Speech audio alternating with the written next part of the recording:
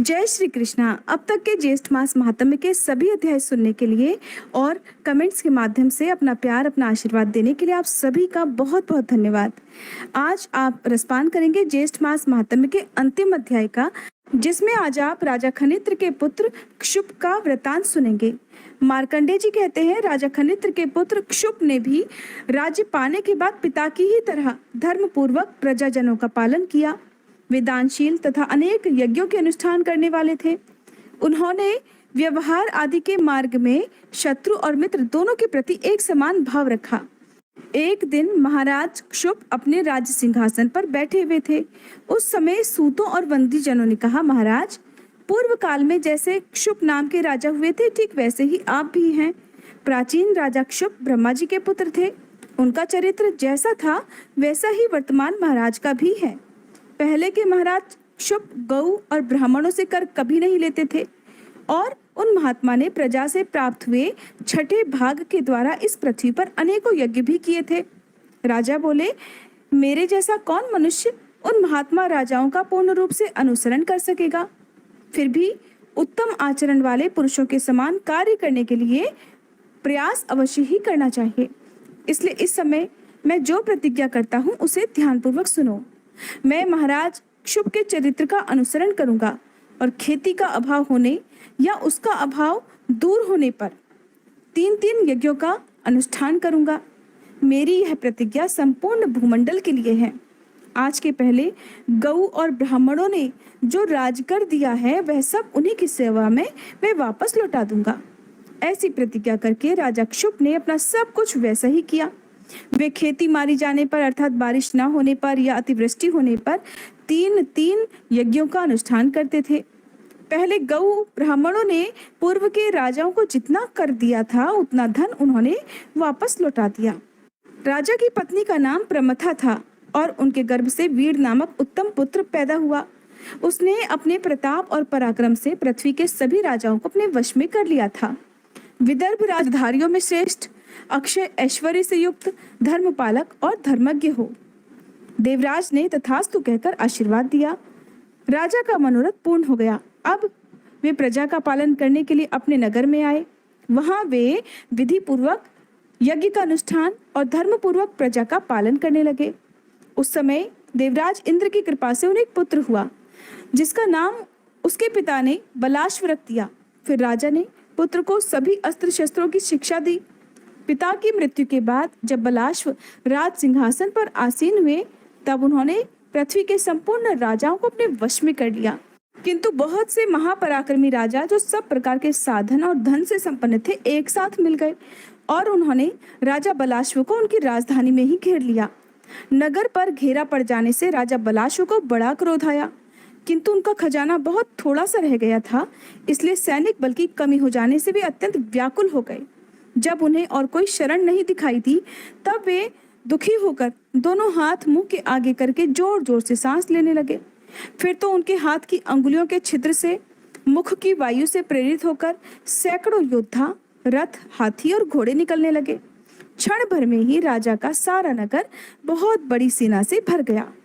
तब उस विशाल सेना के साथ नगर से बाहर निकलकर उन्होंने उन शत्रु राजाओं को परास्त कर दिया और सबको अपने अधीन करके उन पर कर लगा दिया।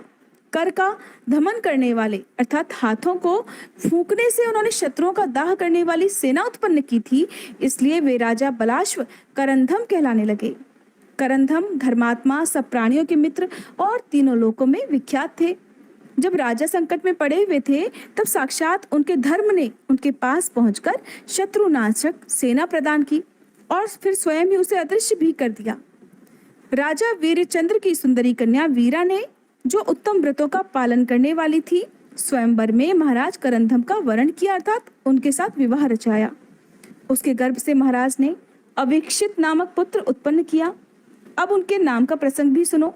पुत्र उत्पन्न होने पर राजा करंधम ने उसके गृह आदि के विषय में ज्योतिषियों से पूछा। तब ज्योतिषियों ने कहा, महाराज, आपका पुत्र उत्तम मुहूर्त, श्रेष्ठ नक्षत्र और शुभ लगन में उत्पन्न हुआ है, इसलिए ये महान पराक्रमी, परम सौभाग्यवान और अधिक बलशाली होगा। बृहस्पति और शुक्र 7वें स्थान में तथा चंद्रमा 4थे स्थान में रहकर इस बालक को देखते हैं। 11वें स्थान में स्थित बुध भी इसको देखते हैं।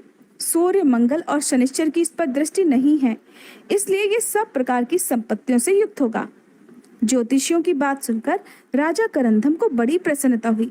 राजा कहने लगे, मेरे पुत्र को बृहस्पति और बुध देखते हैं और सूर्य, शनिश्चर और मंगल से यह दूर है, अर्थात उनकी दृष्टि से यह दूर है, इसलिए इसका नाम अवीक्षित होगा।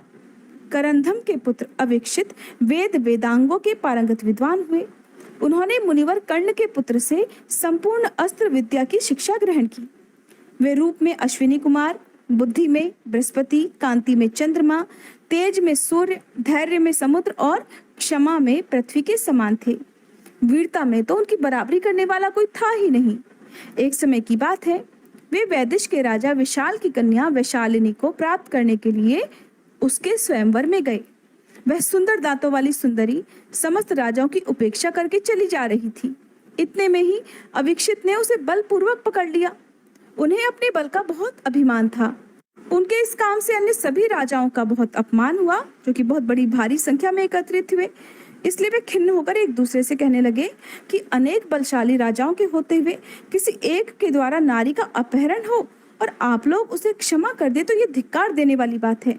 क्षत्रिय वो है जो दुष्ट पुरुषों से सताए जाने वाले की रक्षा करे, उसे नुकसान न होने दे, और जो ऐसा नहीं करते वे लोग इस नाम को व्यर्थ ही धारण करते हैं। संसार में कौन मनुष्य मृत्यु से नहीं डरता, किंतु युद्ध ना करके भी कौन अमर रह गया है। ये विचार कर शस्त्रधारी क्षत्रियों को पुरुषार्थ का त्याग कभी नहीं करना चाहिए। ये सुनकर सभी राजा क्रोध में भर गए और एक दूसरे के साथ सलाह लेकर सभी हथियार लेकर उठ खड़े हुए। कुछ रथों पर जा बैठे, कुछ हाथियों और घोड़ों पर सवार हुए, और दूसरे कितने ही राजा क्रोधित होकर पैदल ही अवीक्षित से युद्ध करने जा पहुंचे। अवीक्षित अकेले थे। उनके विरोध में बहुत से राजा और राजकुमार थे। उनमें बड़ा भयंकर युद्ध हुआ।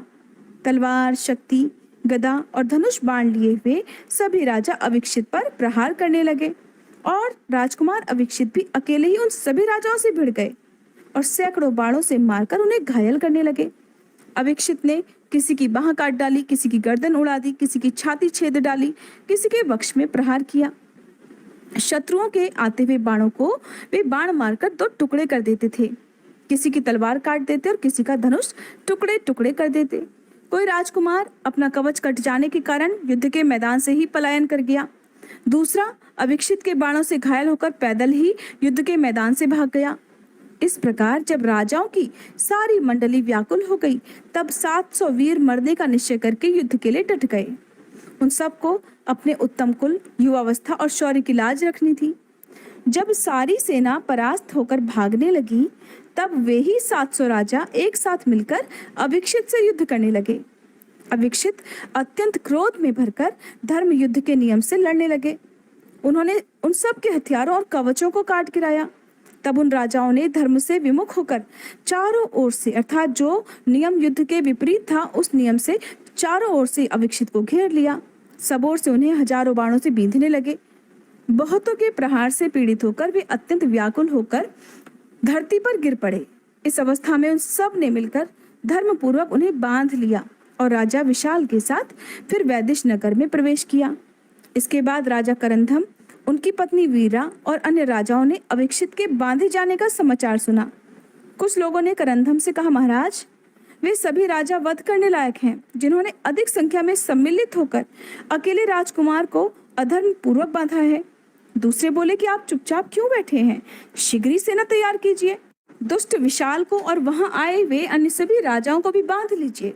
उन सब की बात सुनकर वीर पुत्रा वीरा ने, जो वीर वंश में उत्पन्न और वीर पति की पत्नी थी, बड़ी प्रसन्नता से कहा, हे राजाओं, मेरे पुत्र ने सभी राजाओं को जीतकर जो बलपूर्वक कन्या को अपने अधिकार में कर लिया है, वो ठीक ही किया है। इसके लिए मन में चिंता करने की कोई आवश्यकता नहीं। उसका युद्ध में बंदी होना प्रशंसा की ही बात है। अब आप लोगों के सिर पर भी अस्त्र शस्त्रों के गिरने का समय आ पहुंचा है। युद्ध के लिए शीघ्रता करो, अपने अपने रथों पर सवार हो जाओ। हाथी, घोड़े और सारथियों को भी जल्दी तैयार करो। इस काम में देरी नहीं होनी चाहिए। जो सबको परास्त करके शोभा पाता है, वही शूरवीर कहलाता है। जैसे सूर्य अंधकार को दूर करके प्रकाशित होता है, उसी प्रकार शूरवीर शत्रुओं को हराकर यशस्वी होता है।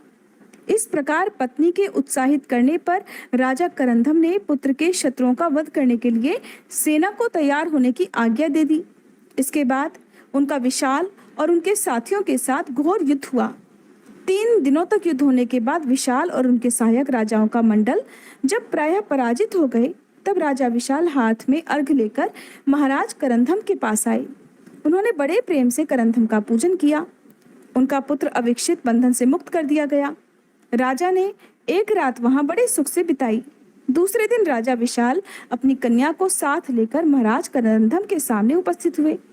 उस समय अविक्षित ने अपने पिता के सामने ही कहा, पिताजी, मैं इसको या किसी दूसरी युवती को भी अब नहीं ग्रहण करूंगा, क्योंकि इसके देखते देखते शत्रुओं द्वारा युद्ध में परास्त हो गया।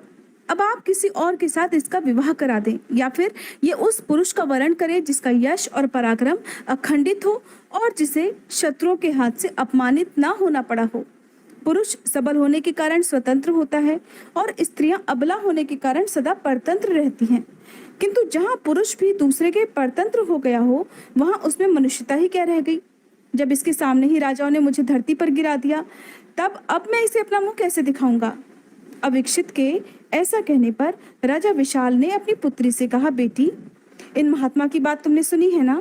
शुभे, जिसमें तुम्हारी रुचि हो ऐसे किसी दूसरे पुरुष को पति रूप में वरण करो, या हम जिसे तुम्हें दे दें उसी का तुम आदर करो।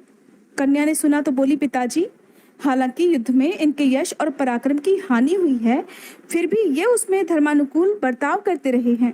ये अकेले थे, तब भी बहुतों ने मिलकर इन्हें परास्त किया है, इसलिए वास्तव में इनकी पराजय हुई ये कहना बिल्कुल भी ठीक नहीं है। युद्ध के लिए जब बहुत से राजा आए, तब ये उनमें सिंह की तरह अकेले घुस गए और लगातार डटकर सामना करते रहे। इससे इनका महान शौर्य प्रकट हुआ है। ये वीरता और पराक्रम से युक्त होकर धर्म युद्ध में संलग्न थे। ऐसे समय में सभी राजाओं ने मिलकर इन पर अधर्म पूर्वक विजय पाई है, इसलिए इसमें इनके लिए लज्जा की भला कौन सी बात है। तात, मैं इनके रूप मात्र पर लुभा गई हूँ, ऐसी बात नहीं है। इनकी वीरता, पराक्रम और धीरता आदि सद्गुण मेरे मन को चुरा लेते हैं, इसलिए अब अधिक कहने की क्या आवश्यकता है। आप मेरे लिए महाराज जी से इन्हीं महानुभाव की याचना कीजिए। इनके सिवा दूसरा कोई भी पुरुष अब मेरा पति नहीं हो सकता। विशाल ने कहा, राजकुमार,